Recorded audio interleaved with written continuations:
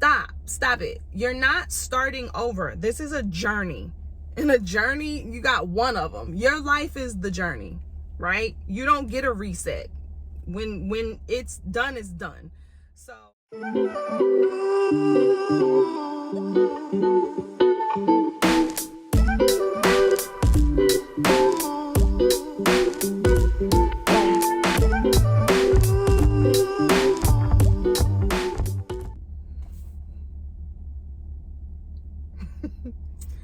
hey y'all. Okay, so really quickly, two things that have become extremely obvious to me. One, you know that expression, you build the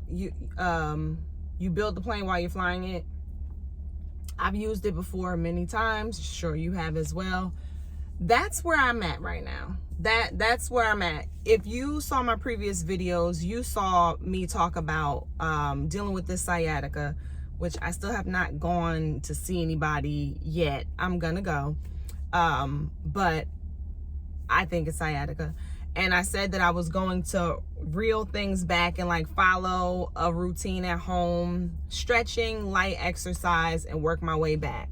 And then I made another video admitting to my sugar addiction. I'm calling it a strong habit addiction, whatever.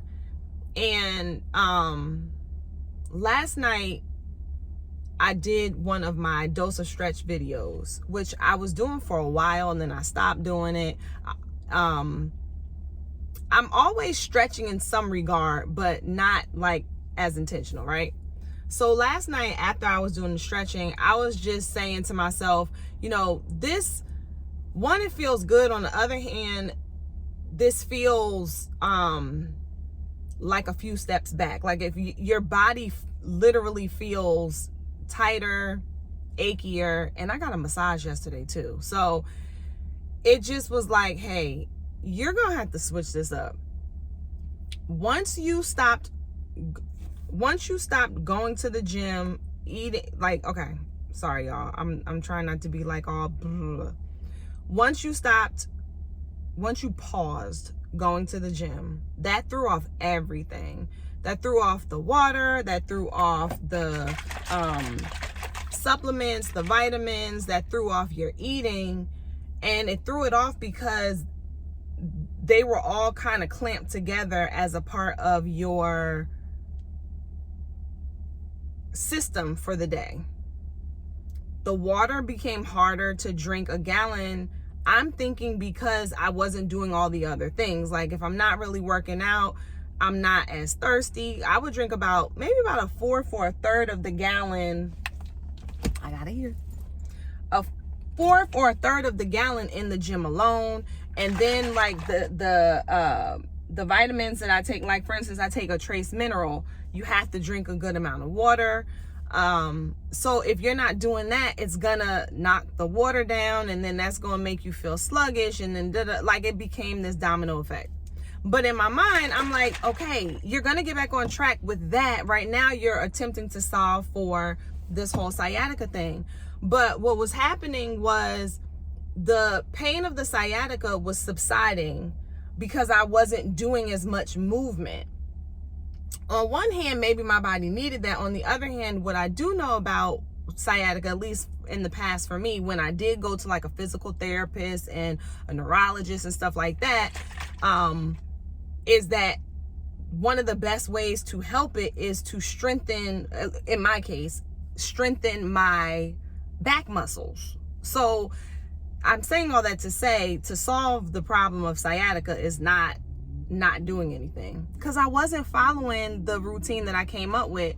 And I don't know if it's because I just didn't trust. I don't know why I wasn't. It was just easy. It was just easy to make excuses. Let me not try to make excuses on the excuse. It was easy to make excuses. Sorry, it was easy to make excuses. So that said, I kept telling myself, all right, well, I'm going to go back to the gym and just do something light.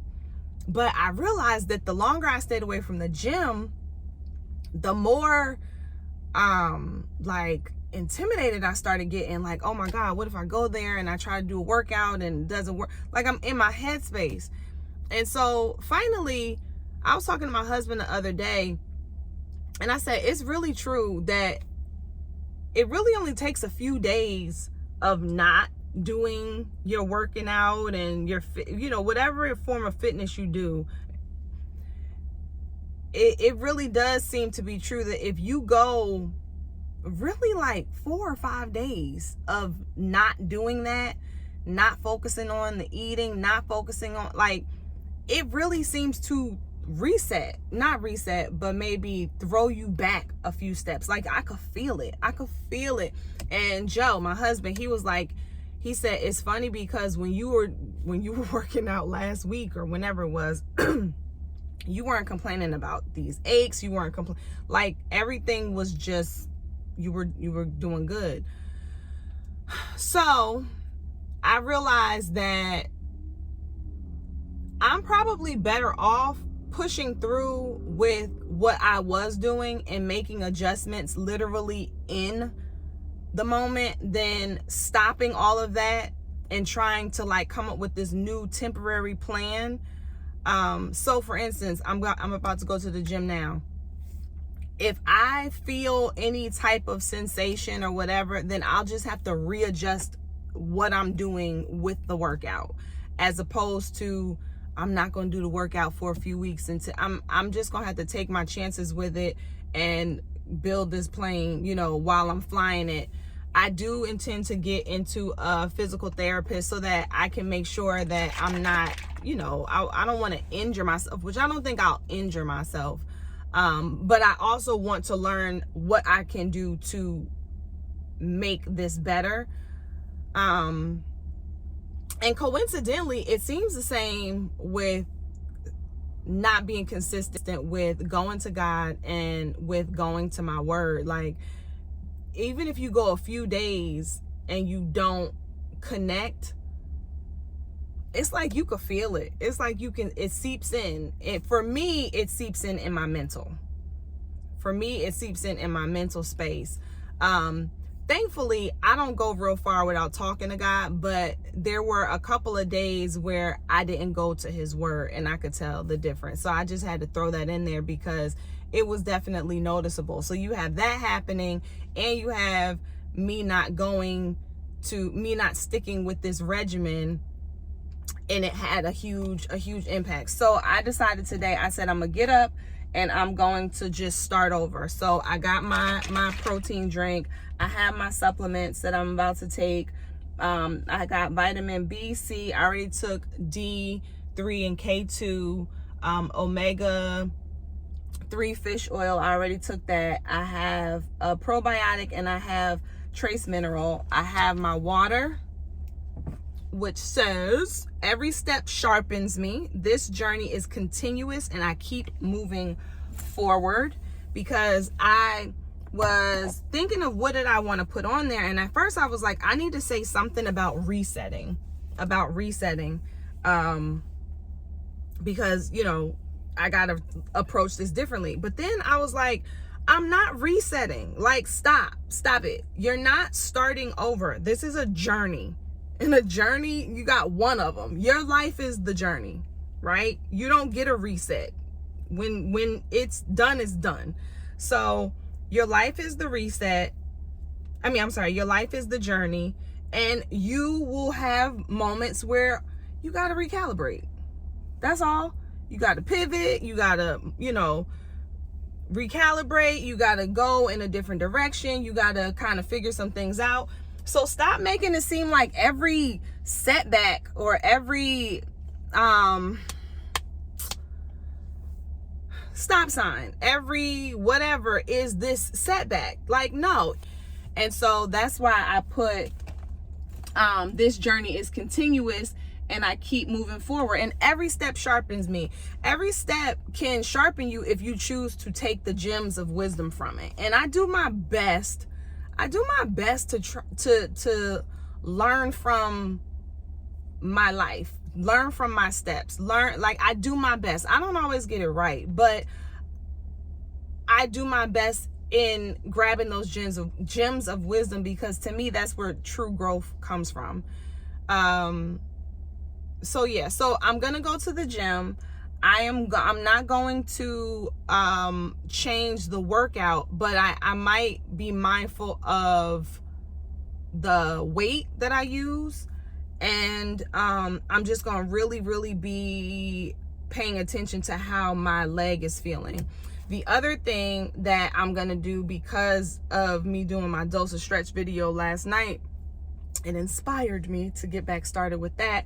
I think I'm just going to really look into some good stretches for sciatica, and I will use that as my premise for my dose of stretch videos for a little while. So they'll be highly focused on sciatica stretches. I mean, stretches to help relieve sciatica from whatever I, find, or what I feel. Like, I still feel like with stretching, yeah, you can follow somebody, and I'm not trying to tell anybody not to, because that's what I'm going to be doing, looking at certain stretches or whatever. But I do think that, at least with sciatica, you can kind of feel like what feels like it's helping and what feels like it's not helping. So that's what I'm gonna do with the dose of stretch thing. But just wanted to come in and, one, for accountability, told y'all accountability. And then two, again, if there's anybody who's experiencing anything similar, just remember, one, I think I said I had 3 messages.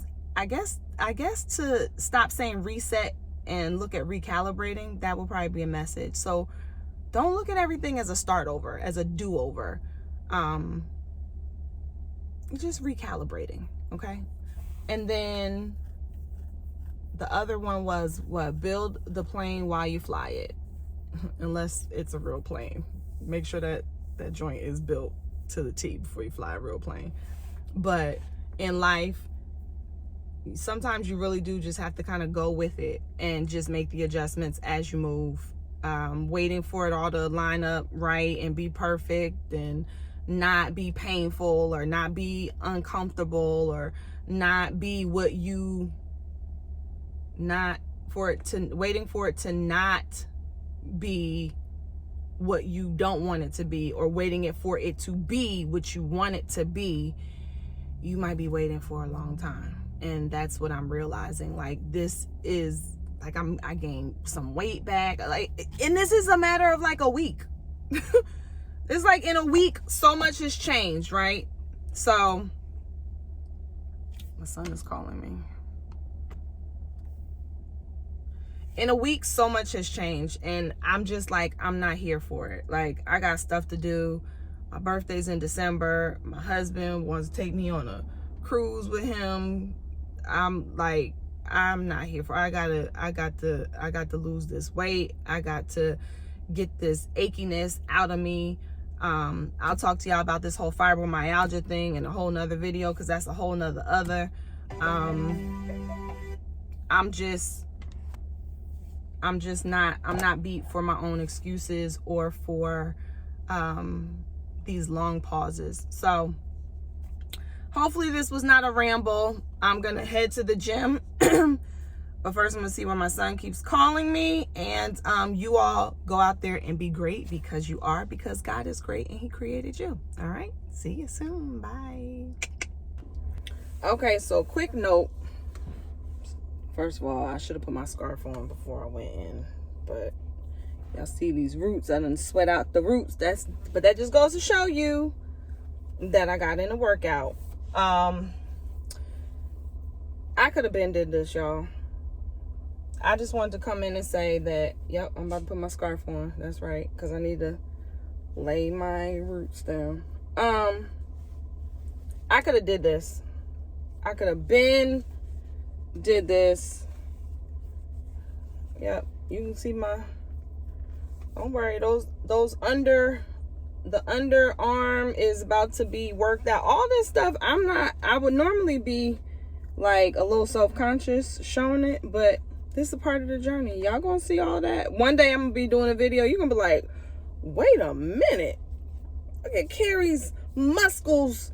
I don't know what the name of this muscle is, so I can't name it. But you're gonna be watching. You're gonna be like, look at Carrie's muscles showing up. Muscles. I say muscles sometimes, it overemphasizes. You're gonna be like, look at Carrie's muscles showing up. I remember in that video where she had a little bit of chicken cutlets happening underneath there.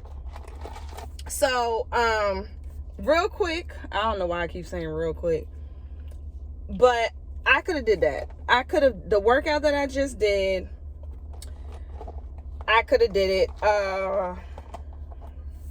It wasn't that bad. What I did change up was, instead of, normally I come in and I do the elliptical first just to kind of warm up a little bit.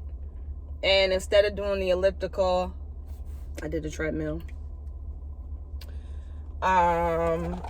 Like I told you, with the workout program that I do, her warm up is the same. Most of the warm up was fine. There was one exercise where you have your arms up. You're standing up, you have your arms straight up in the air, and you kick each leg out flat foot. So imagine your leg is kicking up like this, and you like bring your arm down to touch each leg. That one on my right leg, that one was a little bit of a stretch. Like I could start to feel it pulling a little way. So what I did was, that stretch machine that I showed y'all, I just stopped for a second, went over, stretched out my right side, because I was feeling it in my upper hip area. Stretched that out, and then I was fine. Most of what we worked on today, I said we like she was with me, but most of what I worked on today, I guess, was dealing with arms and abs. Yeah, because I was doing a lot of stuff in the plank position. Like I was doing the side mountain climbers, full plank, moving a kettlebell from one side to the other, holding the dumbbells above my head and doing knee ups, standing up. So a lot of core and upper body today, which I guess was good considering the sciatica. And then I got in a good stretch afterwards, and so that was that. So I do want to make a note to say that sometimes, what does he have on? Why? I can't. Okay. All right. Let me not judge. Okay. It's totally interesting what he has on. I'm not being judgy. That was judgmental, but I'm sorry, God. I'm sorry. All right. Anyway, what was I saying? So sometimes you do need to pause, because I want to make a note of this, because sometimes I think you do need to, stop what you're doing, pause what you're doing, and reassess in order to recalibrate.